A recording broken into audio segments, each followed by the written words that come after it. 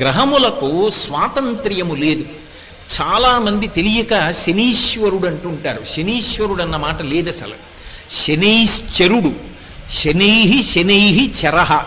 ఆయన చాలా మెల్లగా కదులుతాడు, మిగిలినటువంటి గ్రహాల్లాగా కదలడు, చాలా మందంగా కదులుతాడు. కాబట్టి మందుడు అని ఒక పేరు ఆయనకి. శనీశ్వర గ్రహం అనాలి తప్ప శనీశ్వర గ్రహం అనకూడదు. ఈశ్వరత్వము లేదు గ్రహములకు.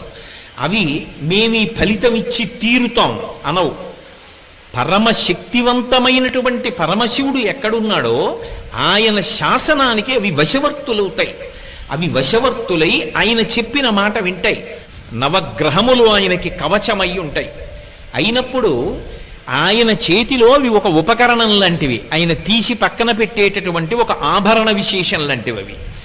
ఆయనకి ఎవడు భక్తితో ఉంటాడో అటువంటి వాడిని గ్రహములు కూడా చెనకలేవు. నమఃశివాభ్యాం అశుభాపహాభ్యాం అని ఆయన అనుగ్రహాన్ని పొందాడనుకోండి, ఆపద వచ్చేస్తోందని మనకి తెలియదు. ఆపద అన్న మాటకు అర్థం ఏమిటంటే మన బుద్ధి చేత మనము తప్పించుకోలేనిది. మన దగ్గర ఎన్ని ఉపకరణములు ఉండనివ్వండి, వాటితో మనం బయటపడలేనంత పెద్ద ప్రమాదము వచ్చేస్తే దానిని ఆపద అంటారు. ధర్మరాజు గారు కృష్ణుడితో మాట్లాడుతూ భారతంలో అంటాడు, ఆపద గడువంబెట్టను ఓపి శుభంబైనదా అని నొడగొట్ప అంటాడు. ఆపద చాలా ఒక్కొక్కసారి మన బుద్ధితో తప్పించుకోలేము. అసలు అలా ఎందుకు తప్పిందో కూడా మనకు అర్థం కాదు. నాకే తెలిసి ఒక విశేషం చెప్తాను. ఒకప్పుడు ఒక వ్యక్తి మోటార్ సైకిల్ మీద ఎడుతున్నాడు. చీకటిగా ఉంది, అది కొంచెం డొంక ప్రదేశం. ఆయన ఏదో ఆలోచిస్తూ బయలుదేరాడు. అరే లైట్ వేయలేదని గుర్తొచ్చి లైట్ వేశాడు. తీరా లైట్ వేసిన తర్వాత చూశాడు, రోడ్డుకు అడ్డంగా నల్లత్రాసు పడుకునుంది. అక్కడ దాకా వెళ్ళిన తర్వాత ఇంకా ఆయన బుద్ధి పనిచేయలేదు. అకస్మాత్తుగా బ్రేక్ తొక్కాడు, బండి అయిపోయింది. నల్లత్రాచు అటు వెళ్ళిపోకుండా ఇలా వెనక్కి వచ్చింది. వెనక్కి వచ్చి పడగ విప్పింది. మోటార్ సైకిల్ మీద ఉన్నవాడు రెండు కాళ్ళు దాని మీద పెట్టడగా, ఎప్పుడైతే ఆగిందో ఎడంకాలు కింద పెట్టాడు. ఎడంకాలు కింద పెట్టి బండి ఆపాడు. వెనక్కే వచ్చినటువంటి నల్లత్రాచు పడగ విప్పింది. ఇంకా మోటార్ సైకిల్ ఇంజిన్ పనిచేస్తోంది కాబట్టి శబ్దం వస్తోంది. అది ఇలా ఒకసారి చూసింది, ఇలా ఒకసారి చూసింది. పాదం సిద్ధంగా ఉంది, కొట్టచ్చు.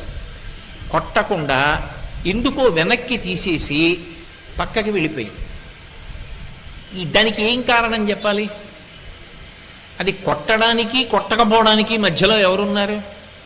అప్పుడు ఆ వ్యక్తి చదువుకున్నటువంటి విద్యార్హతలు తీసుకురాగలడా, లేకపోతే నాకు బ్యాంకులో ఇంత డబ్బు ఉందని తీసుకొచ్చి చూపిస్తాడా, నాకు ఇంత పరివారం ఉందని చూపిస్తాడా, నాకు ఇంత సరస్వతీ కటాక్షం ఉందని చూపిస్తాడా?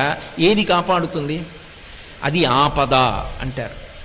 ఆ సమయంలో పామా నువ్వు ఆయనను చెనకవద్దు, తప్పుకో, వెళ్ళిపో వెనక్కి అని శాసించగలిగిన వాడు ఒకడున్నాడు. వాడు నీ మాంసచక్షువుకు కనపడవచ్చు, కనపడకపోవచ్చు.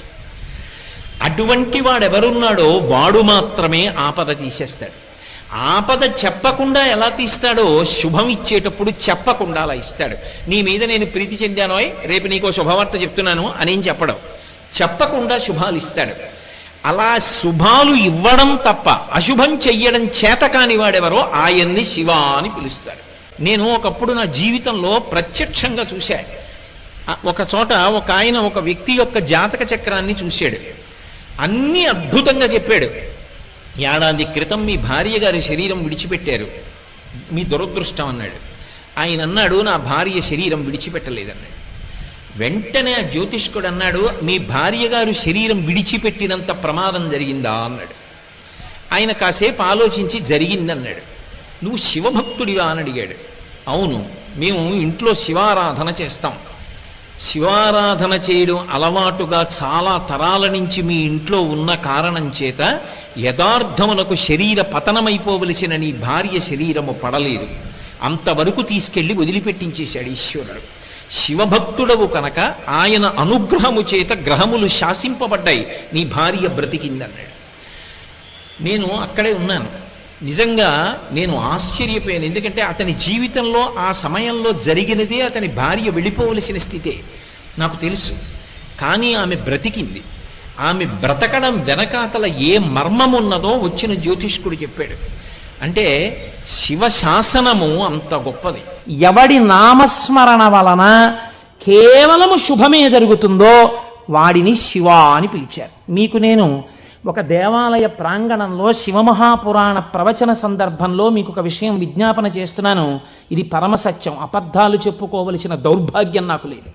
బహుశా మా దొరగారికి ఒక్కరికి తెలిసేమో, ఆయన నాకు పేరు జ్ఞాపకంలో లేదు. ఈ ఊళ్ళోనే ఒక వ్యక్తి ఉండేవారు. ఆయన ఒకసారి నా దగ్గరికి వచ్చి, అంటే నా ఉద్దేశం ఇలాంటి బాధల్లో ఉన్న వాళ్ళందరినీ మా ఇంటికి వచ్చేసి నన్ను అడగమని కాదు. ఆయన ఒకసారి మా ఇంటికి వచ్చి, ఒక్కసారి మీకు నమస్కారం చేసి వెళ్ళిపోతానని చాలా వ్యగ్రతతో అన్నాడు.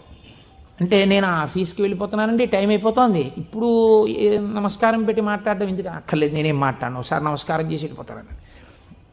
సరే చెయ్యండి, కానీ అది మీరు నమస్కారం చేస్తానన్నట్టు లేదు, ఒక్కసారి మిమ్మల్ని కొడతానన్నట్టుంది.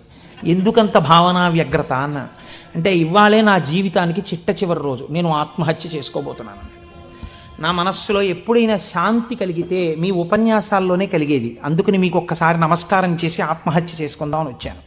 మీకు ఒక్కరికే చెప్తున్నాను, మీరు ఎవరికీ చెప్పకండి, సాయంకాలానికి నేను ఉండను అన్నది. నేను హడిలిపోయిన, ఇది నాకు చెప్పాడు బాబని. అది నేను తర్వాత ఎడతాను ఆఫీస్కి, అవసరమైతే హాఫ్ డే సీఎల్ ఎడతాను, కూర్చోండి అని కూర్చోబెట్టాను. అంటే బాబా ఇలా మా ఇంటికి వచ్చేయమని ఆలోచమండి. కాబట్టి కూర్చుంటే ఏమి మీకు ఎందుకు కలిగింది ఈ బాధ? ఆయన ఏదో పాపం చాలా చెప్పుకొచ్చాడు ఏడుస్తూ. నేనన్నా సరే ఒక పని చేయండి, ఆఖరి ప్రయత్నం ఒకటి చేయండి. మీరు దీక్షగా 42 రోజులు శివాలయానికి ఎవ్వరికీ చెప్పద్దు. ప్రదోష వేళలో వెళ్ళి శివ ప్రదక్షిణం చేసి మీరు ఏమీ చెప్పకండి. మీరు చెప్పగలిగినంతసేపు శివాలయం అరుగు మీద కూర్చుని శివ శివ శివ శివ శివ శివ ఇదొకటే. ఒక 42 రోజులు ఈ దరిద్రాన్ని, మీ కష్టాలని అనుభవించి చూడండి అన్నాడు. మీరు నమ్ముతారా? ఆ వ్యక్తి నా దగ్గరికి వచ్చి, నా జీవితంలో ఆశించని రీతిలో నా జీవితానికి ఒక కొత్త మలుపు తిరిగిందండి, నేను వరంగల్ వెళ్ళిపోతున్నాను, నేను సెటిల్ అయిపోతున్నానని చెప్పాడు. ఆ వ్యక్తే నాకు ఈ మధ్యనే మళ్ళీ ఫోన్ చేసి, కోటేశ్వరారు ఇప్పుడు నేను ఎంత ఆనందంగా ఉన్నాను అనండి, ఒక్కసారి మీరు ఏమైనా వరంగల్ వస్తారేమిటండి ఉపన్యాసాలకి, మీ దర్శనానికి వద్దాం అనుకుంటున్నాను, నేను కూడా కాకినాడ అన్నాడు. అయ్యా మీరు ఎప్పుడైనా కాకినాడ, ఇప్పుడు అక్కర్లేదు, ఎప్పుడో తర్వాత వద్దురు కానీ, నేను వరంగల్ ఇప్పుడు మాత్రం రావట్లేదు, నేను వరంగల్ వస్తే చెప్తాను, అప్పుడు మీరు నా దగ్గరికి వద్దురు కానీ తప్పకుండా దర్శనానికి అన్నాడు. కళ్యాణి అందులో అంటారే, ఏతి జీవంతిమానందో నరం వర్ష శతాదపి అంటుంది సుందరకాండ. 100 ఏళ్ళు బతికిన వాడు శుభాన్ని చూస్తాడు. అందుకే తొందరపడి ఏదో సమస్య ఉందని ఆత్మహత్యలు చేసేసుకుంటాం, ఇలాంటి మాటలు అనకూడదు. కాబట్టి చూడండి, శివుడు ఉద్ధరించగలడు అనడానికి ప్రత్యక్ష ప్రమాణం మనకే ఉంది కదా. శివం అంటే మంగళం, శోభనం, శ్రేయస్సు, కళ్యాణం. ఏ శుభము నీకు కావాలన్నా శివానుగ్రహముగానే వస్తుంది. శివానుగ్రహము కలిగితే నీ ఇంట సర్వమంగళములు జరుగుతాయి.